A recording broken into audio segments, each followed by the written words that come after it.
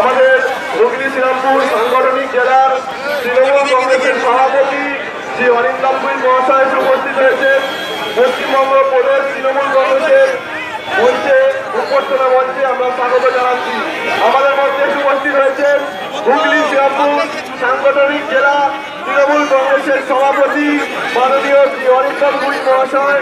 ওনাকে আমরা পশ্চিমবঙ্গ প্রদেশ তৃণমূল কংগ্রেসের মঞ্চে উপস্থিত মঞ্চে স্বাগত জানাচ্ছি। বাংলা ছিল অগ্রগণ্য। এই বাংলায় জাতীয়তাবাদী রাজনৈতিক দলগুলো যারা প্রতিষ্ঠাতা, এই বাংলার লোক, অস্কার বিজয়ী বাংলার লোক, রবীন্দ্রনাথ ঠাকুর বাংলার লোক, নেতাজি সুভাষচন্দ্র বসু থেকে শুরু করে সবাই আজকে বাংলা গর্ব করে। এখনো বিশ্বের বিভিন্ন প্রান্তে বাঙালি ডাক্তার, ইঞ্জিনিয়ার তারা সুনামের সঙ্গে কাজ করছে, বিজ্ঞানীরা কাজ করছে।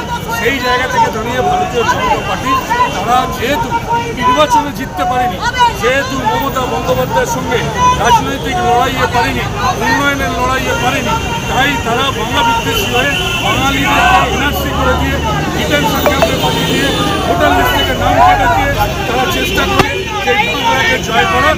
কিন্তু তারা মুখের সঙ্গে বাস করছে। ৭৭ থেকে ৬৫-তে নেমেছে।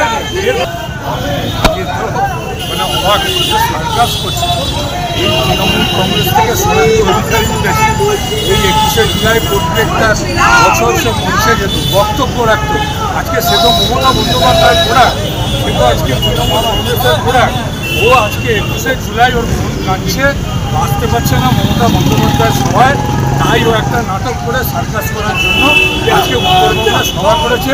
সেই উত্তরবঙ্গের সভা আর মমতা বন্দ্যোপাধ্যায়ের সভা, এই ভাড়ে ভাড়ে কোথায় মিলি আর কোথায় পেঁয়াজি। সুতরাং এদের সাথে যত কম তুলনা করা যায়, নেতাজির সঙ্গে পেঁয়াজি তুলনা হয় না, তেমনি মমতা বন্দ্যোপাধ্যায়ের সঙ্গে